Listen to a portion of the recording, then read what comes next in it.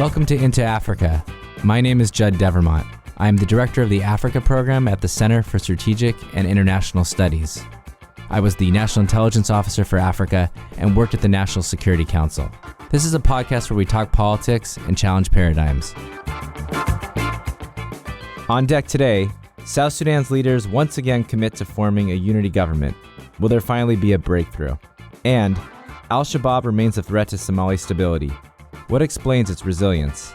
Plus, we have an in-depth discussion on migration in sub-Saharan Africa. Should we embrace mobility and invest more in cities? So whether you have a history with the continent or you're a newcomer, we want to get you into Africa. South Sudan President Salva Kiir and armed opposition leader Riek Machar say they will finally form a unity government by mid-February. South Sudan's government says it has already accepted the proposal by South Africa that there should be no more postponement of formation of a new government. Can the international community press both sides to follow through on this new commitment? Joining me to discuss South Sudan and other topics is Erol Yayboke, Deputy Director and Senior Fellow at CSIS's Prosperity and Development Project, Beza Tesfaye, a senior researcher at Mercy Corps, and Abdi Nor Iftin, author of the memoir Call Me American. All right, I'm going to briefly update everyone because we haven't talked about South Sudan since March of 2018, a long time ago. Kiir and Machar have been blowing through all of the deadlines that they supposedly committed to, deadline after deadline, failing to resolve really the core issues to establish the new unity government. In May, they got a 6-month extension, and then in November, they bought themselves another 100 days. Now, they have pledged again that they're going to form a unity government, but there's really a couple of really important sticking points. What are they going to do with the boundaries of South Sudan's existing 32 states? And how do they unify the government and rebel forces into a single military? Erol, you've spent some time in South Sudan. You've written about the humanitarian consequences here at CSIS. What's your sense of the challenges? Is there a way forward? I think the answer is maybe. I think that it's great that they're talking, but my big fear is that we've seen this movie before, several times, in fact, and going back to even pre-independence.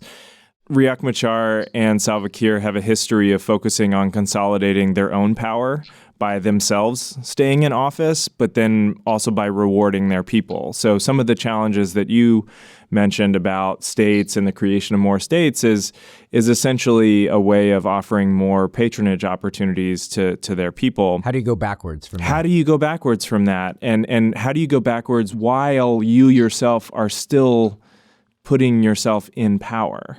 Instead of creating the inclusive institutions. There are incredible people in South Sudan. There are incredible people outside of South Sudan that want to go back and serve South Sudan, and there's no space for them. I highly recommend reading the Crisis Group's recent report on South Sudan. It's written by Alan Boswell, A Short Window to Resuscitate South Sudan's Ailing Peace Deal. A smart breakdown of the issues and really sensible recommendations on how to address the impasse. As always, it seems to come down to the region: Sudan, Uganda, Kenya, Ethiopia. And Beza, I know you know this region really well. There's no shortage of challenges, right? Sudan and Ethiopia are going through this really important transition. Kenya's got a whole realignment of its domestic politics. President Museveni is spending a lot of time thinking about our friend Bobby Wine. And so I don't know if the region is ready to impose the kind of penalties that they need to push the two sides to truly uphold their commitments. What do you think? Yeah, I agree. I think there's a lot going on in the region right now, which might mean that South Sudan is going to be less of a priority, at least in the short term. Arguably, the two most critical players, especially in the revitalized peace agreement, have been Sudan and Uganda. Uganda has historically backed Kiir almost at any cost, while Sudan has tried to play a more balanced and constructive role of late. But given the political and economic crisis in Sudan, it's unlikely that this is going to be a huge priority. The same for other regional players like Ethiopia and Kenya, especially on Ethiopia right now. The big focus is on the political transition at home. So I think given the developments in the region, it's unlikely that there's going to be a lot of engagement in the peace process. And that was somewhat evident since 2018. There wasn't really an effort by the regional players to ensure that the necessary steps were taken so that this transitional government of unity could be formed. And I think the most tragic part of all of this, of course, is the humanitarian crisis in South Sudan, which continues to unfold. There definitely has been a reduction in violence and some humanitarian access, but the situation is still pretty awful. There's still over 6 million people that are facing acute food insecurity, and over 400,000 people have already lost their lives in the conflict. So what seems to be missing is really a sort of a concerted and sustained effort on the diplomatic side to push these two leaders to find some kind of way forward. And we really haven't seen that. I think that's right. I'm so glad that you underscored really the stakes that are here in terms of the human suffering and the tragic trajectory of this country. I have been more impressed with the U.S. engagement in late 2019 around this sanctions on both security forces, South Sudanese security forces, and on the foreign minister and on the cabinet minister. I think this is a course correction from the last go around when they extended, where it seemed like there was a rush by the international community to sort of push people to the deadline, and it was just a little too late. Yeah, I do think the U.S. is stepping up, but there are some additional things it can do. For example, there have been calls by some senators and civil society here for the U.S. to appoint a special envoy to South Sudan. I think that's a really important missing piece in all of this. I couldn't agree more. Especially, there's a whole debate that we won't have on this episode, maybe another episode, about when you need an envoy and when you don't. But when it does need that sort of shuttle diplomacy across the region, an envoy is really a good augment and complement to the ambassador.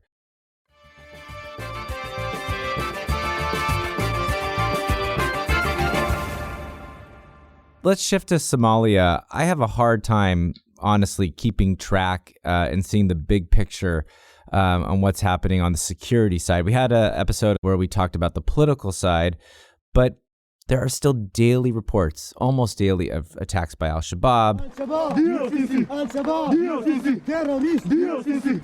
Al-Shabaab control almost half of Somalia with the barrel of a gun. On the other side, U.S. and partner forces attacking, extremist targets. And I don't think anyone would disagree that Somalia is an infinitely better place over the past decade, when Shabaab controlled most of South Central Somalia. But as the UN has said, Shabaab still remains a potent threat to regional peace. It's still manufacturing homemade explosives. They've expanded their revenue sources. They continue to infiltrate government institutions. And I'm so excited that Abdi is here to share his experiences, because, Abdi, you lived under the brutality of al-Shabaab's rule. And maybe the question that I'd love you to sort of help us think through is, why is this group still resilient? After a decade plus, how come they continue to remain a threat to Somali security? First of all, there's no question that, in fact, al-Shabaab is one of the biggest and greatest threats existing at this moment in Somalia, as we, in fact, struggle rising up and standing on our feet, where to me, it seems more like we're tired of the tribal conflict. I think the reason that al-Shabaab is still there and is able to infiltrate into the most highly secured areas of Mogadishu is mostly because they have a pretty good spying network. I grew up during the civil war with a bunch of warlords, militias, and gangs and all over the place, but they did not really care about the way people dress, music, wedding parties, movies, whatever you want to do in your life. I mean, we've always been Muslims, but the arrival of al-Shabaab had sort of shown us, the Somalis, at that time, that, oh my goodness, these people have a commitment. The way that they were able to sweep out the heavily armed warlords, the most feared tribal leaders in town, within 3 to 4 weeks, a big signal to all of us that, if they can do this, they can do anything else.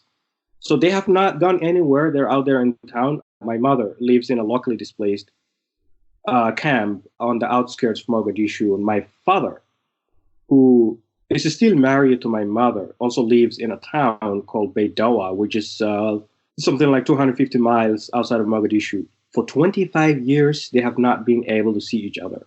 The government that's there now had done a lot of good work, bringing some sort of a peace in certain areas of Mogadishu, but opening the road that connects this Mogadishu to anywhere else in Somalia seems to be a huge challenge, and that all the 3-4 governments that had came in the last 10 to 12 years have really not been able to at all do that work. That Al-Shabaab now have presence out of the cities into small towns and villages that they seem to control the opinions, of people who live in these towns. There are no other opportunities. So that also is another challenge, where when young men realize that there aren't alternatives, there's not much to do out there for their lives. So it's pretty much easy for Al-Shabaab to definitely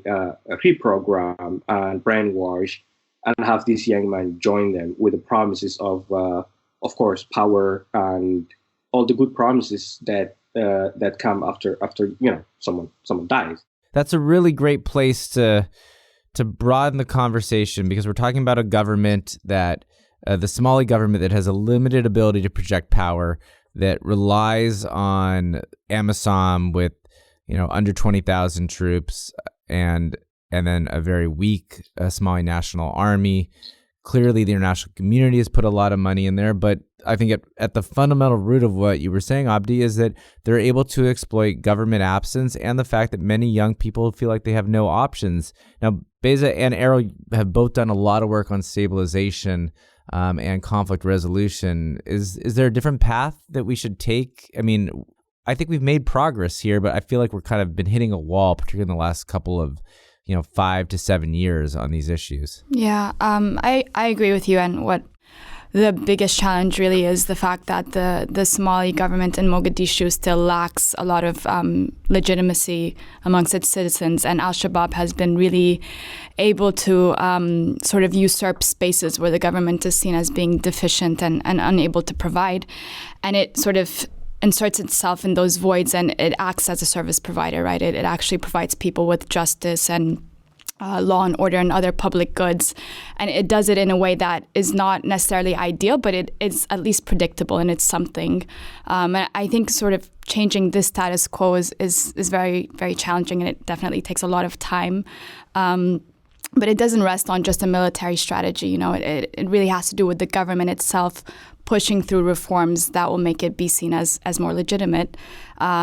For example, I think it's no secret there's a very big problem with corruption in Somalia. Somalia has ranked at the bottom of Transparency International's Corruption Perceptions Index for many years now, and that has made the government pretty much dysfunctional and unable to provide. So these types of issues, I think, really have to be addressed in order to make sure that there are further improvements that lead to long-term stability.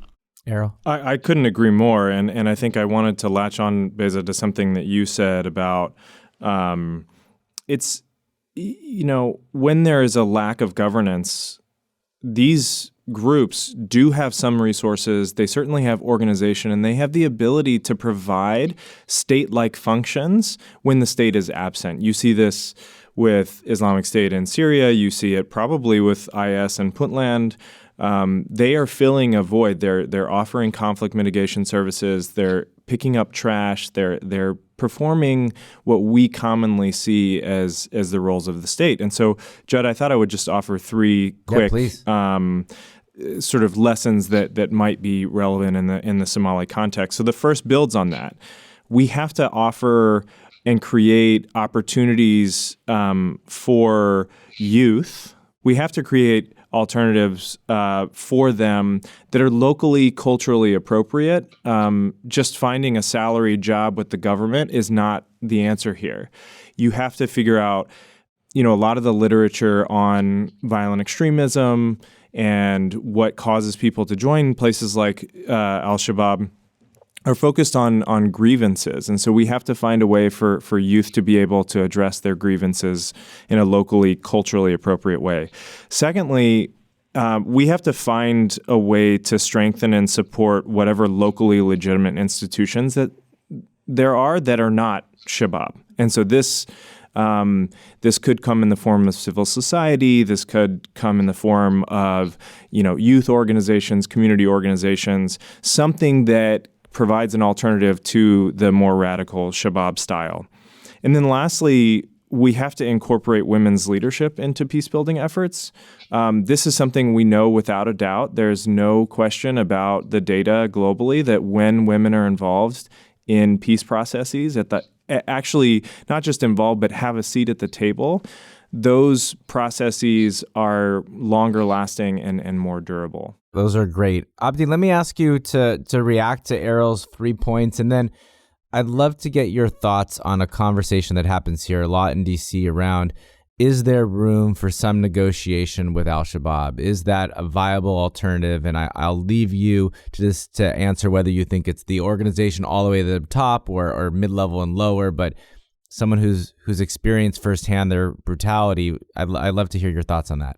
All right. Well, first of all, I would like to say great points. One thing else that's really so amazing is that this government has realized that somehow the best way to fight back al-Shabaab is counter-narrative, where they have connected with the Somali Islamic leaders, the ones that are not al-Shabaab. They spread the word peacefully and talk more about leadership under Islam and also integrating with other faiths and other opinions, which I think is really amazing. I think there are leaders from al-Shabaab who have either defected or were able to somehow have conversation with previous government. And I truly believe that door is still open, still let al-Shabaab come join them. And that they will provide safety and also with promises of working under the intelligence. And some of them are already doing that.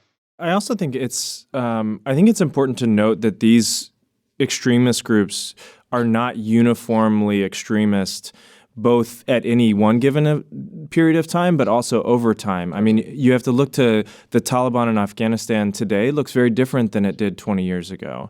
And I would imagine that Shabaab is the same. And so you probably have windows of opportunity, like Abdi said, to access the sort of less extremist elements there and maybe use that as a window of opportunity. I totally agree. I think especially at the lower ranks, a lot of people that might join, they do it not necessarily for ideological reasons, but maybe for economic or other self-interested purposes. So I think at the bottom, there have been discussions about granting amnesty to al-Shabaab fighters or affiliates. And I think that kind of recommendation should be given some credence and support. So maybe this is mixed metaphors, but keep the door open, look for windows of opportunity. And recognize it, both the openness on the side of Shabaab and the willingness of the international community support will evolve depending on the circumstances.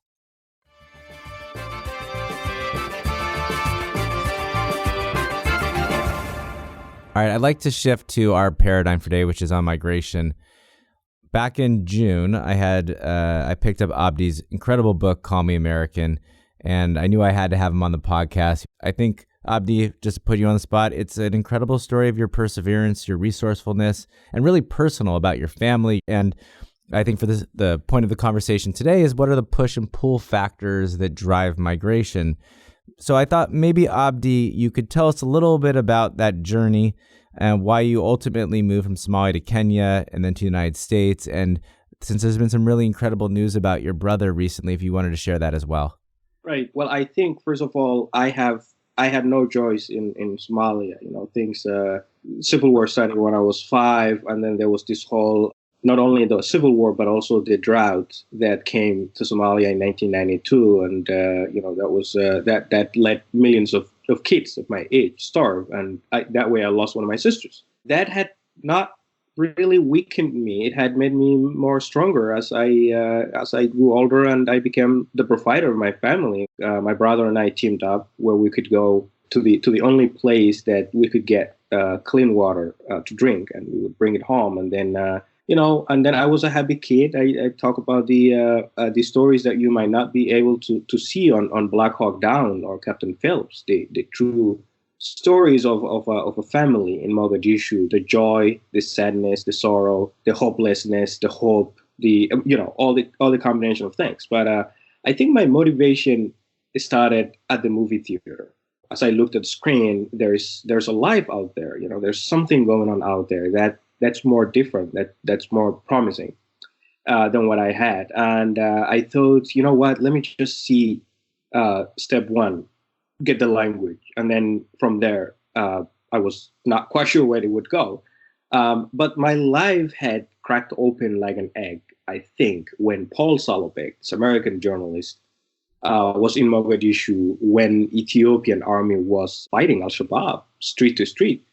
And, I was homeless. I didn't have a place to live and I didn't have shoes on, but I was walking around on this dusty street and to see these people taking pictures, journalists. And I had a conversation with Paul that day, and he had documented the whole story on the newspaper he worked for at the time, the Atlantic, where he says Abdi had used Hollywood slangs to continue the conversation with me. And I was doing, first of all, to, in fact, show my frustration and anger of what was going on in Mogadishu, as well as practice my English to see if I am really able to communicate with someone who is a native English speaker. And that was, to me, like a success. I sort of like passed that test to say, if Paul can understand my story, the world can understand my story. And then I went ahead and started recording my stories. So I left because there were not many choices left. I had almost got recruited into Al-Shabaab. One time they surrounded the mosque where I prayed Friday prayers, and they asked for my name, and they had to register every single young man. At the time, I was 23 or 24. That was a perfect age and height that they wanted. So I had to leave.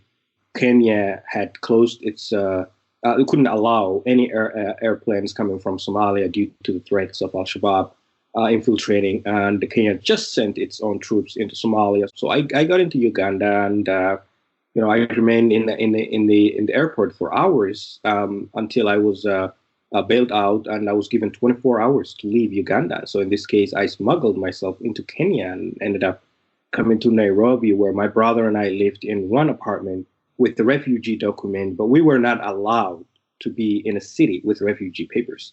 So in this case, we could not work, we could not go to school. So it was hustling. I sold hats and socks and scarves and whatever I could, sticking it into the buses, asking people to buy. And when the cops came, we ran the other way. And most of the times we got caught and handcuffed, and we had to pay bribes. And it was not as very dangerous as Somalia, but it was being very cautious and alert 24/7, even at nights when my brother and I were in the room reading books or watching movies, giving ourselves some entertainment, some hope, some optimism. But things got bad. September 2013, when Al-Shabaab attacked Nairobi, they bombed the mall. Mall, yeah. They killed over 70 people. And this was when the Kenyan government and the police were unhappy with the refugees. So we were asked to go to the camps in the northeastern Kenya, or go back to Somalia. And unfortunately, this was also a time when I realized I won the U.S. lottery. Abdi, let me just stop you to clarify for our audience really quickly. You didn't win like the lottery, the big ball lottery. You won the visa lottery, which allows people to get a visa to come to the U.S. Yeah, this is an annual congressionally approved diversity program, diversity lottery program. Yes, it's not the money. It's I think on average 15 to 17 million people from all over the world can apply to this program every October.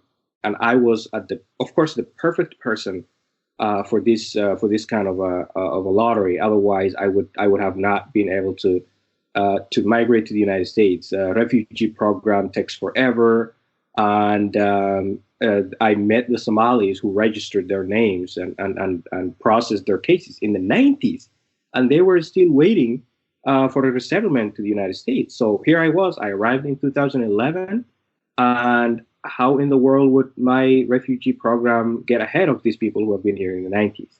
It's such a remarkable story of just your, as I said, your perseverance and resourcefulness and just the good fortune. And I do want to end at the end of the episode with the story of your brother, because I think it's another interesting parallel. But let me bring Erol and Beza back into the conversation, because Erol wrote a piece recently on forced migration, was part of a task force you did. And I suspect there are things that Abdi has said that has resonated with you.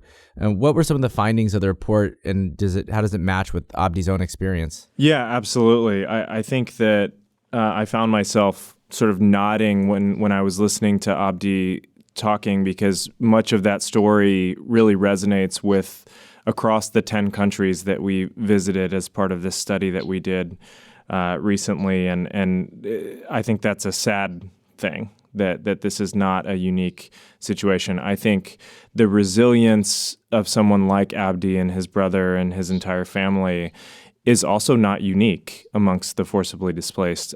This is a really resilient, pretty remarkable group of people. You're getting lots of new readers for your excellent book, Abdi.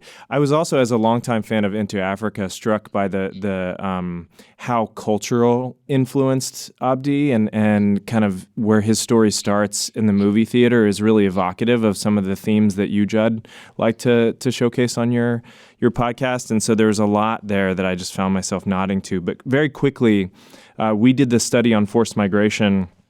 And there's a couple of things that I just wanted to put on the table as sort of what do we do about this and how do we think about this? And the first one is I found over and over in my research that we need to find ways to regularize and normalize the pathway of people that are moving anyways, and especially people that are forced to move like Abdi. And so we need to find ways to normalize their existence in transit. You know, the fact that Abdi couldn't work in Nairobi is troublesome. Also not unique to Nairobi. That's not a knock on Nairobi. And if we don't, then people like Abdi and the tens of millions of displaced around the world are going to find ways of moving. And for their sake and for everybody's security, wouldn't it be nice if those were regular and safe? The other thing I'll say is that we need to figure out a way of diversifying the stakeholder group beyond just international organizations and governments. The private sector should be motivated and incentivized to engage responsibly in ways that benefit not only the people that they're trying to benefit, but also their own bottom line. And I mean, the Abdis of the world are not only resilient, a lot of them are entrepreneurs. A lot of them come with ideas and energy that the private sector can really benefit from. Well, the point that you raised about mobility is something that I think Beza and I have been bonding over the last year. Particularly about legitimizing mobility and being very mindful about criminalizing migration. And I think we share a view, correct me if I'm wrong, that there's some of the migration programming that is so focused on deterrence or is even sort of misguided in the focus on agricultural development, misses some of the big trends on the continent, which is urbanization and the fact that many people are leaving places where they can no longer make a living or they are under threat, and they're trying to go to other places in sub-Saharan Africa, right? 2/3 of all migration is actually intra-African. So, Beza, can you talk a little bit about some of the Mercy Corps research that has been really fascinating and interesting? Yeah, one of the first studies that we did on this was looking at some of our programs, one in Afghanistan and one in Somalia, actually. And these are typical economic development programs, and they do things like they provide young people with vocational training, education. And we were trying to understand if those programs had any kind of impact on swaying people's decisions or intentions around migration, because this is a very common assumption underlying migration programs, that if you give people access to economic opportunities or employment in their home country, then they're less likely to migrate. In fact, when we did this research, we found that those programs had zero impact on migration. And at first it was a bit of a difficult story for us to tell, but I think it really forced us to reevaluate our thinking around migration and development. There's this kind of common assumption amongst international development donors and development actors that migration is a result of failed development, right? That if we sort of invest in developing communities and countries, people are going to be less likely to migrate. And that's not the case. There's a lot of research showing that as countries become more developed, as their populations gain more wealth, that immigration actually increases before it decreases after a certain GDP threshold. So this, I think, was sort of an aha moment for us, and it forced us to sort of reevaluate the way we were approaching this. And this is sort of the approach that we're taking now with our programming and what we're trying to do in Niger is rather than sort of trying to prevent people from migrating, we want to support them if they make the decision to migrate by sort of enhancing their skills, providing them with information and the tools that they need to make their migration experience more productive and safe. So in Niger, that's where we are, and we hope to push forward on that front. I think it's really important research, so I'm looking forward to seeing it as it develops. One of the things that you and I have talked about is about cities, how Sub-Saharan Africa will be 50% urban by 2030. Nigeria is going to be 70% urban by 2050. And many people are moving to the cities. I think that it's sort of, I don't think you can make farming sexy, as the New York Times had an article last year about. And I think we just need to embrace that we need to be putting a lot more effort in making cities sustainable and welcoming. And I think holding African countries to account for all the protocols they've already signed on, whether it's on travel and protocols of free movement. But in Erol, in the report, you have a great section about cities. What do you say? Cities are the new leaders. What do you mean? Well, first of all, I think there are some in American country music that would vehemently disagree with the lack of sexiness in farming and particularly tractors, but that's neither here nor there. No, look, I think that we should have spent a lot more time and energy in our report on forced migration on cities. If you look at just refugees, there's over 25 million forcibly displaced refugees around the world, and 60% of them live in cities. For internally displaced people, that is much likely to be much higher. That's where the jobs are. That's where the services are. That's where the opportunities are. And really, nobody wants to live in a camp. Nobody gets up in the morning and says, "Oh, I really want to live in a refugee camp," as a longer-term solution. However, as protracted displacement becomes the new normal, as people are not only forced from home, but stay away from home. And very few people, by the way, for the record, get the opportunity that Abdi got to come and get resettled in a third country. A vast majority of people stay in Africa, or stay not even in Africa, but in their country of first asylum.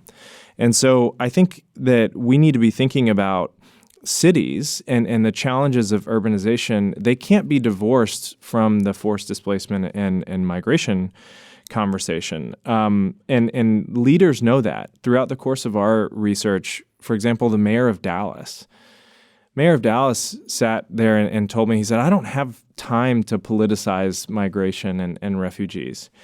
He said, "I want to spend time harnessing their contributions to my communities." And I think that's really powerful. Abdi, your brother's challenges migrating is particularly illustrative of the challenges of our current migration system. And then I'm going to leave Beza with the last word if there's any sort of policy recommendations that she or Mercy Corps are thinking about to complement some of Erol's. So, Abdi, can you tell us a little about the remarkable journey your brother has had and the great news that you just found out? So my brother had been in Kenya as a refugee more than he was in his own native country. So that really means he has been in Kenya way longer than he could have imagined, with refugee status. So with all hopes to get my brother to the United States all exhausted, And this is a word I quote from an email the State Department sent to my brother right after the election of 2016. And I'm not 100% sure if this is related to the travel ban or anything else, but he was permanently denied an entry in the United States. And that is when, myself as his young brother, I realized, nope, I'm not going to give up. We have to do something because my brother does not deserve a denial and then for him to be stranded in Kenya for the rest of his life. But now that he's a father and a husband of 3 little children who were born in Kenya but have no rights to the other children of the Kenyan nationalities. So we teamed up and we communicated with organizations and certain individuals in Canada. And it took about 2 years to go back and forth and put efforts together and think about things and raise some funds and all that. And eventually he was able to land on the 17th this month, peacefully migrated to Toronto. As I drove across, New Hampshire, Massachusetts, and New York, the thing that was going on in my mind is, this is what freedom looks like. This is what we have always been thinking about. And I was on the phone with him and saying, like, can you imagine this? I'm driving all this distance, and then we went back and talked about the dangerous smuggling that happened when I crossed into from Uganda to Kenya, and then the dangers of not being able to visit the next neighborhood in Somalia, and also, of course, not being able to go anywhere in Kenya itself. We could have been arrested or deported. So this freedom that we have is something that he and I truly appreciate, and our I would say 15-minute hag that we did when I arrived in Toronto to meet him was just an emotion, tears, and all things that you can imagine. We need people to have the freedom to migrate wherever they prefer. And most importantly, people who face threats and dangers must have an access to go and find safety and peace and access to opportunities and things that they do for themselves. So we're all excited that we're here in North America. Well, congratulations. We hope that that you're able to bring your mother over as well. And, I guess I hope as an American that we reform our immigration laws so that it's not just Canada that's opening its doors, but it's our country, which, my family and many of people in this room's families are here because of that. Beza, any last thoughts from Mercy Corps and you about what we should be thinking about both in research and policy? Well, I think in policy, especially in the continent in Africa, there are opportunities to support productive migration. So you have regional communities like ECOWAS that already exist. And so sort of building on top of those systems and through our development aid and our development programs, working with people that are planning to migrate. And again, making sure that they have the skills, the information, and generally the tools that they need to make their migration experience more productive and safe is one thing we can do. I think that's really, the most important contribution that development can make instead of focusing on the prevention is actually trying to increase the benefits of migration and minimize some of the risks that are involved with it. That's great. Thanks, everyone, for joining us today. We will have links to Abdi's book. We will have links to the forced migration paper from Erol.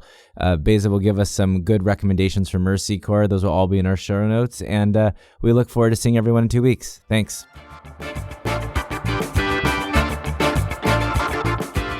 Thanks for listening. We want to have more conversations about Africa. Tell your friends, subscribe to our podcast at Apple Podcasts or wherever you find good content. You can also check out our analysis and reports at csis.org/Africa. Thanks.